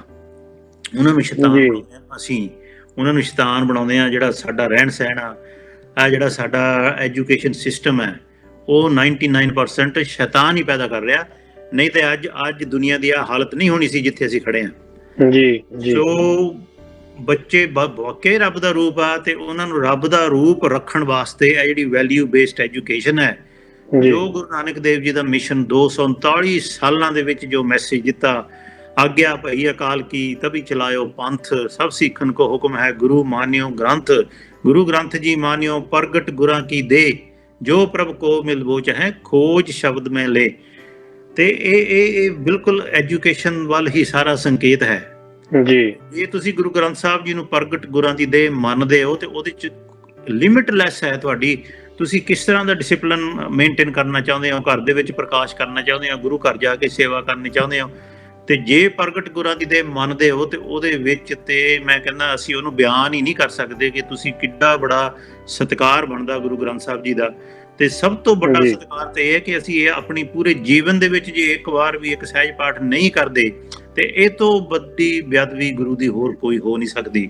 ਸੋ ਇਹ ਵੈਲਿਊਜ਼ ਜਿਹੜੀਆਂ ਅਸੀਂ ਅਗਲੇ ਪ੍ਰੋਗਰਾਮਾਂ 'ਚ ਡਿਸਕਸ ਕਰਾਂਗੇ 1 by 1, ਤਾਂ ਕਿ ਸੰਗਤਾਂ ਨੂੰ ਵੀ ਪਤਾ ਲੱਗੇ ਕਿ ਕਿਹੜੀ ਵੈਲਿਊਜ਼ ਦੀ ਅਸੀਂ ਗੱਲ ਕਰ ਰਹੇ ਹਾਂ, ਤਾਂ ਕਿ ਜਿੱਥੇ ਵੀ ਸੰਗਤਾਂ ਸਾਡਾ ਪ੍ਰੋਗਰਾਮ ਦੇਖਦੀਆਂ ਉਹਨਾਂ ਵੈਲਿਊ ਦੇ ਉੱਤੇ ਥੋੜਾ ਜਿਹਾ ਵਿਚਾਰ ਕਰਕੇ ਆਪਣੇ ਜੀਵਨ 'ਚ ਜੇ ਤਬਦੀਲੀ ਲੈ ਆਉਣ, ਤੇ ਮੈਂ ਕਹਿੰਦਾ ਕਿ ਸਾਰੀ ਸੁਖ ਸ਼ਾਂਤੀ ਘਰ 'ਚ ਵੀ ਵਰਤੇਗੀ, ਸਮਾਜ 'ਚ ਵੀ ਵਰਤੇਗੀ, ਦੇਸ਼ਾਂ 'ਚ ਵੀ ਵਰਤੇਗੀ, ਜਿਸ ਦੀ ਕਿ ਅੱਜ ਬਹੁਤ ਹੀ ਸਖਤ ਜ਼ਰੂਰਤ ਹੈ ਜੀ। ਉਹਦੇ ਤੇ ਚਾਰੇ ਪਾਸੇ ਹਾਹਾਕਾਰ ਮਚੀ ਹੋਈ ਹੈ। ਕਹਿੰਦੇ ਨੇ ਕਿ ਸੱਚ ਖੰਭਲ ਲਾ ਕੇ ਉੜ ਗਿਆ, ਮਤਲਬ ਜਿਹੜੀ ਕਰਪਸ਼ਨ, ਕ੍ਰਾਈਮ, ਤੇ ਉਹ ਬਿਲਕੁਲ ਦੇਖਣ ਤੇ ਸਹਿਣ ਯੋਗ ਹਾਲਾਤ ਤੋਂ ਬਾਹਰ ਹੀ ਨੇ ਇਸ ਵੇਲੇ। ਜੀ ਬਿਲਕੁਲ ਜੀ, ਬਿਲਕੁਲ ਜੀ ਅਟਵਾਲ ਸਾਹਿਬ ਜੀ, ਬੜੀ ਖੂਬਸੂਰਤੀ ਦੇ ਨਾਲ ਤੁਸੀਂ ਸਾਰੀਆਂ ਚੀਜ਼ਾਂ ਸਮਝਾਈਆਂ ਹੈਗੀਆਂ ਜੀ। ਅਗਲੇ ਐਪੀਸੋਡ ਦੇ ਵਿੱਚ ਜੋ ਅਸੀਂ ਇੱਕ ਨਵਾਂ ਫਲੇਵਰ, ਨਵਾਂ ਐਲੀਮੈਂਟ ਜੋ ਅਸੀਂ ਐਡ ਕਰਨ ਦੀ ਕੋਸ਼ਿਸ਼ ਕਰਾਂਗੇ, ਉਹਦੇ ਬਾਰੇ ਵੀ ਤੁਸੀਂ ਇਹ ਰਾਜ਼ ਜੋ ਹੈ ਡਿਸਕਲੋਜ਼ ਕੀਤਾ ਹੈਗਾ ਆ। ਕਿ ਕਿਉਂਕਿ ਜੇ ਅਸੀਂ ਦੇਖੀਏ ਗੁਰਬਾਣੀ ਤਾਂ ਹੁਣ ਇੱਕ ਐਸਾ ਸਮੁੰਦਰ ਹੈ ਜਿਹਦਾ ਤਾਂ ਦੂਸਰਾ ਕਹਿ ਲਓ ਦੂਸਰਾ ਪਾਰ ਹੈ ਹੀ ਨਹੀਂ। ਸੋ ਉਹ ਇੱਕ ਐਸਾ ਗੁਣਾਂ ਦਾ ਖਜ਼ਾਨਾ ਹਨਾ ਹੈਗਾ ਹੈ, ਨਿਧਾਨ ਇੱਕ ਐਸਾ ਹੈਗਾ ਆ ਕਿ ਜਿਹਦੇ ਵਿੱਚ ਜਿੰਨੇ ਮਰਜ਼ੀ ਹੀਰੇ ਰਤਨ ਮੋਤੀ ਕੱਢੀ ਜਾਓ ਉਨੇ ਹੀ ਹੋਰ ਵਧੀ ਜਾਂਦੇ ਆ ਜੀ। ਸੋ ਉਹ ਅਸੀਂ ਕਰਾਂਗੇ ਜੀ, ਕੋਸ਼ਿਸ਼ ਕਰਾਂਗੇ ਕਿ ਪਲੈਨਿੰਗ ਕਰਾਂਗੇ ਉਹਦੇ ਤੇ ਕਿ ਕਿਸ ਤਰ੍ਹਾਂ ਅਸੀਂ ਉਹਨੂੰ ਇਨਕੋਰਪੋਰੇਟ ਕਰੀਏ। ਅਟਵਾਲ ਸਾਹਿਬ ਜੀ, ਮੈਨੂੰ ਉਮੀਦ ਹੈ ਕਿ ਜੋ ਤੁਸੀਂ ਅਪੀਲ ਲੋਕਾਂ ਨੂੰ ਕਰ ਰਹੇ ਹੋ ਉਹ ਲੋਕਾਂ ਦੇ ਉੱਪਰ, ਸਾਡੀ ਸੰਗਤਾਂ ਦੇ ਉੱਪਰ, ਦਰਸ਼ਕਾਂ ਦੇ ਉੱਪਰ ਅਸਰ ਕਰਦੀ ਹੈਗੀ ਹੈ, ਕਿਉਂਕਿ ਹਰ ਮਹੀਨੇ ਜੋ ਕਹਿ ਲਓ ਸਾਨੂੰ ਰਿਪੋਰਟ ਆ ਜਾਂਦੀ ਹੈਗੀ ਹੈ ਕਿ ਇੰਨੀਆਂ ਸਪਾਂਸਰਸ਼ਿਪਸ ਹੋ ਗਈਆਂ। ਜੇ ਅਸੀਂ ਦੇਖੀਏ ਐਕਚੁਅਲੀ ਐਵਰੀ ਵੀਕ ਹੀ ਪਤਾ ਲੱਗ ਜਾਂਦਾ ਜਦੋਂ ਐਪੀਸੋਡ ਚੱਲਦਾ ਆ, ਕਈ ਵਾਰ ਰਿਪੀਟ ਵੀ ਚੱਲਦਾ ਹੈਗਾ ਆ। ਸੋ ਸੰਗਤਾਂ ਨੂੰ ਅਸੀਂ ਇੱਕ ਵਾਰ ਇਹ ਵੀ ਕਹਿਣਾ ਚਾਹਾਂਗੇ ਕਿ ਸਾਨੂੰ ਉਹਦੇ ਲਈ ਅਸੀਂ ਗੁਸਤਾਖੀ ਚਾਹਾਂਗੇ ਤੁਹਾਡੇ ਕੋਲੋਂ ਕਿ ਕਈ ਵਾਰ ਅਸੀਂ ਆਪਣੇ ਜ਼ਿੰਦਗੀ ਦੇ ਰੁਝੇਵਿਆਂ ਕਰਕੇ ਸਾਨੂੰ ਐਪੀਸੋਡ ਰਿਪੀਟ ਕਰਨਾ ਪੈ ਜਾਂਦਾ ਮਜਬੂਰੀ ਦੇ ਵਿੱਚ, ਜੋ ਕਿ ਅਸੀਂ ਐਕਚੁਅਲੀ ਕਰਨਾ ਨਹੀਂ ਚਾਹੁੰਦੇ ਹੁੰਦੇ। ਸੋ ਉਹਨੂੰ ਵੀ ਤੁਸੀਂ ਬਰਦਾਸ਼ਤ ਕਰਨਾ ਜੀ। ਸੋ ਅਟਵਾਲ ਸਾਹਿਬ ਜੀ, ਉਮੀਦ ਹੈ ਸੰਗਤਾਂ ਤੁਹਾਡੇ ਜੋ ਅਪੀਲ ਤੁਸੀਂ ਕੀਤੀ ਹੈਗੀ ਹੈ ਐਜੂਕੇਸ਼ਨ ਦੇ ਲਈ, ਬੱਚਿਆਂ ਦੇ ਲਈ, ਬੱਚਿਆਂ ਦੇ ਫਿਊਚਰ ਦੇ ਲਈ, ਸੋ ਬਾਬਾ ਇਕਬਾਲ ਸਿੰਘ ਜੀ ਦੇ ਮਿਸ਼ਨ ਦੀ ਜੋ ਤੁਸੀਂ ਗੱਲ ਕੀਤੀ ਹੈਗੀ ਹੈ, ਜੋ ਸਾਡੇ ਦਰਸ਼ਕ ਹੈਗੇ ਆ ਬੜੇ ਸੂਝਵਾਨ ਹੈਗੇ ਆ, ਬੜੇ ਸਮਝਦਾਰ ਹੈਗੇ ਆ ਜੀ, ਬੜੇ ਸੀਰੀਅਸ ਹੈਗੇ ਆ ਜੀ, ਰਿਸਪੌਂਸ ਤੋਂ ਪਤਾ ਲੱਗਦਾ, ਉਹ ਇਹਨਾਂ ਨੂੰ ਜ਼ਰੂਰ ਵਿਚਾਰਨਗੇ ਜੀ। ਜੀ ਅਟਵਾਲ ਸਾਹਿਬ ਜੀ, ਮੈਂ ਚਾਹਾਂਗਾ ਜੀ ਅੰਤ ਦੇ ਵਿੱਚ, ਹੁਣ ਸਾਡੇ ਕੋਲ ਕੁਝ ਚੰਦ ਮਿੰਟ ਰਹਿ ਗਏ ਹੈਗੇ ਨੇ, ਤੁਸੀਂ ਅੰਤ ਦੇ ਵਿੱਚ ਕੀ ਅਪੀਲ ਕਰਨਾ ਚਾਹੋਗੇ ਜਾਂ ਕੀ ਵਿਚਾਰ ਰੱਖਣੇ ਚਾਹੋਗੇ? ਮੇਰੀ ਤੇ ਇਹੋ ਅਪੀਲ ਹੈ ਕਿ ਅਸੀਂ ਮਾਇਆ ਮਮਤਾ ਮੋਹਣੀ ਤੋਂ ਲੈ ਕੇ ਜਿੱਥੇ ਅਸੀਂ ਪਹੁੰਚਣਾ ਉਹ ਹੈਗਾ ਕਿ ਦਰਸ਼ਨ ਦੇਖ ਜੀਵਾਂ ਗੁਰ ਤੇਰਾ, ਪੂਰਨ ਕਰਮ ਹੋਵੇ ਪ੍ਰਭ ਮੇਰਾ, ਇਹੋ ਬਿਨੰਤੀ ਸੁਣ ਪ੍ਰਭ ਮੇਰੇ, ਦੇਹ ਨਾਮ ਕਰ ਆਪਣੇ ਚਿਹਰੇ, ਆਪਣੀ ਸ਼ਨ ਰਾਖ ਪ੍ਰਭ ਦਾਤੇ, ਗੁਰ ਪ੍ਰਸਾਦ ਕਿਨੇ ਵਿਰਲੇ ਜਾਤੇ, ਸੁਣੋ ਬਿਨੋ ਪ੍ਰਭ ਮੇਰੇ ਮੀਤਾ, ਚਰਨ ਕਮਲ ਬਸੇ ਮੇਰੇ ਚੀਤਾ, ਨਾਨਕ ਏਕ ਕਰੇ ਅਰਦਾਸ, ਵਿਸਰ ਨਾਹੀ ਪੂਰਨ ਗੁਣਤਾਸ, ਨਾਨਕ ਏਕ ਕਰੇ ਅਰਦਾਸ, ਵਿਸਰ ਨਾਹੀ ਪੂਰਨ ਗੁਣਤਾਸ। ਅਸੀਂ ਇਹ ਮਾਇਆ ਦੇ ਵਿੱਚ ਜਕੜ ਚੋਂ ਨਿਕਲ ਕੇ ਇੱਥੇ ਪਹੁੰਚਣਾ, ਇਹ ਸਾਡੀ ਮੰਜ਼ਿਲ ਹੈ। ਤੇ ਆਉਣ ਵਾਲੇ ਅਸੀਂ ਪ੍ਰੋਗਰਾਮਾਂ ਦੇ ਵਿੱਚ ਜੋ ਵੀ ਇਹ ਸਫ਼ਰ ਹੈ ਇਹ ਵੈਲਿਊ ਬੇਸਡ ਸਫ਼ਰ ਹੀ ਹੋਏਗਾ, ਤੇ ਉਹਦੇ ਤੇ ਅਸੀਂ ਗੱਲ ਕਰਿਆ ਕਰਾਂਗੇ। ਜੀ ਧੰਨਵਾਦ ਜੀ ਅਟਵਾਲ ਸਾਹਿਬ ਜੀ, ਬਹੁਤ ਬਹੁਤ ਅੱਜ ਦੇ ਐਪੀਸੋਡ ਦੇ ਵਿੱਚ ਸਾਡੇ ਨਾਲ ਜੁੜਨ ਦੇ ਲਈ ਤੇ ਆਪਣੇ ਵਿਚਾਰ ਪੇਸ਼ ਕਰਨ ਦੇ ਲਈ, ਇੱਕ ਵਾਰ ਫੇਰ ਮਿਸ਼ਨ ਤੇ ਐਮਫਸਾਈਜ਼ ਕਰਨ ਦੇ ਲਈ। ਸੋ ਦੋਸਤੋ, ਅੱਜ ਦੇ ਐਪੀਸੋਡ ਦੇ ਵਿੱਚ ਬਸ ਇੰਨਾ ਹੀ। ਅਗਲੀ ਵਾਰ ਫੇਰ ਤੁਹਾਡੇ ਨਾਲ ਮੁਲਾਕਾਤ ਹੋਏਗੀ, ਉਦੋਂ ਤੱਕ ਜਿਓ ਇਜਾਜ਼ਤ। ਜੀ ਅਟਵਾਲ ਸਾਹਿਬ ਜੀ, ਵਾਹਿਗੁਰੂ ਜੀ ਕਾ ਖਾਲਸਾ, ਵਾਹਿਗੁਰੂ ਜੀ ਕੀ ਫਤਿਹ।